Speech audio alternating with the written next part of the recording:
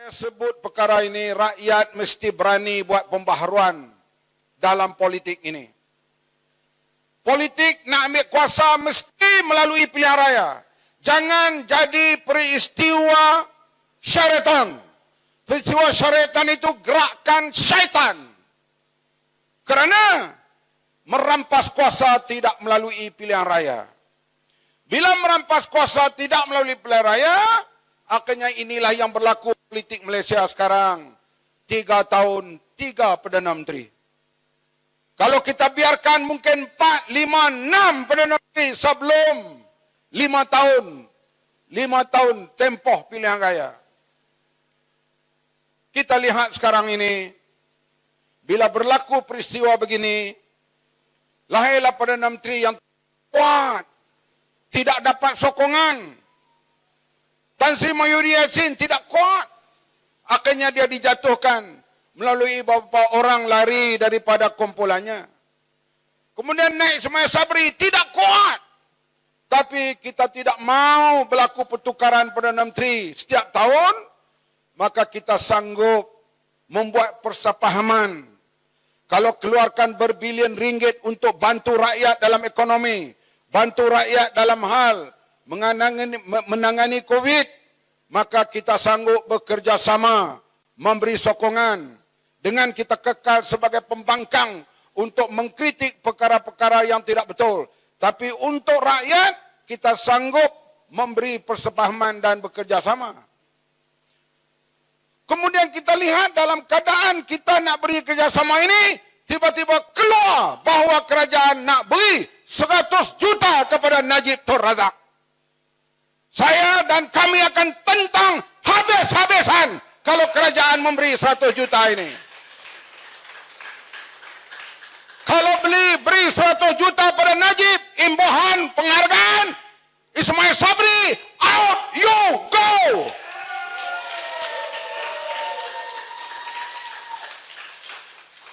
Tengku Abdul Rahman, bapa kemerdekaan, bila bersara, dapatlah duit imbuhan dan pencen. Nak tambah pendapatan, Tengku Abdul Rahman menulis dalam Swakabasta SIC8. Dia dapatlah 1,500 bulan. Dapat elan tambahan dan Tengku hidup sebagai pensioner. Bersara daripada Perdana Menteri, hanya memiliki sebuah rumah di Batu Peringgi, Pulau Pinang. Tun Razak, Hussein On begitu juga. Sekarang dahlah melingkupkan ekonomi Malaysia. Nak beri pula 100. Ini satu perkara yang paling teruk sekali. Sebab itu Ismail Sabri, Perdana Menteri, kuatkan kedudukan kamu. Tunjukkan kewibawaan kamu. Jangan kamu dibuli oleh mereka yang terlibat dalam rasuah dan penyelewengan ini. Saya nak sebut perkara ini, generasi baru mesti muncul untuk menyelamatkan Malaysia pada masa yang akan datang, sekarang dan pada masa yang akan datang. Alhamdulillah, dalam keadaan suasana politik begini, kita lihat pentadbiran negeri Melaka di bawah Adli Zahari, yang latar belakang beliau bukan seorang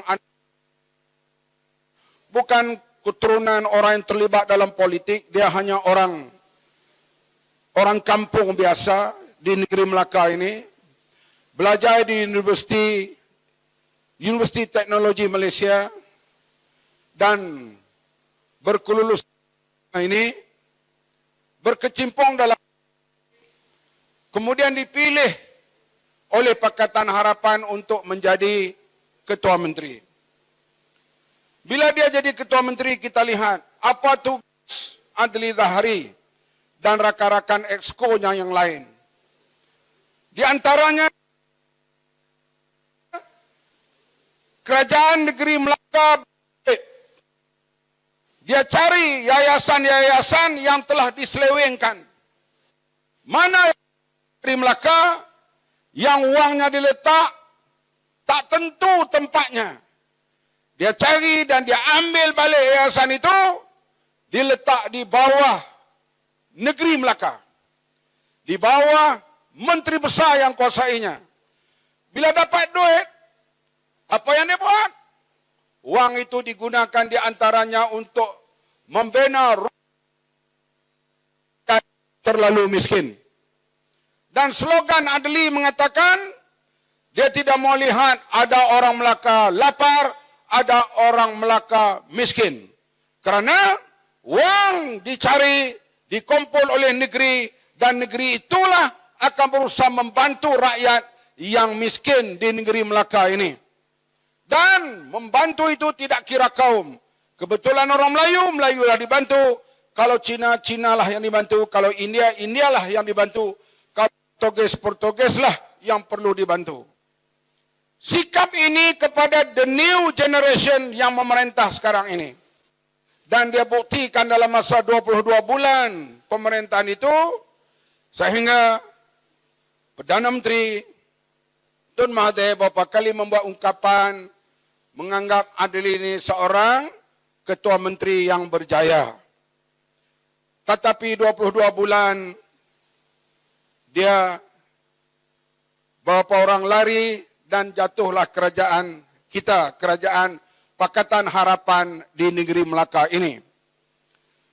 Tahu, rakan-rakan kita ada yang tak bersetuju dengan saudara Adli. Kenapa bila tanah kerajaan nak dimajukan, mesti bayar pampasan tinggi kepada kerajaan? Kata mereka, patutnya bayar pampasan yang rendah. Biarlah toke-toke itu buat untung, bukan negeri buat untung. Tapi saudara Adli mengatakan, yang penting negeri mesti untung. Orang meniaga juga kita kena jaga, negeri kita kena jaga. Artinya khazanah negeri mesti diperkuatkan untuk membantu rakyat Melaka.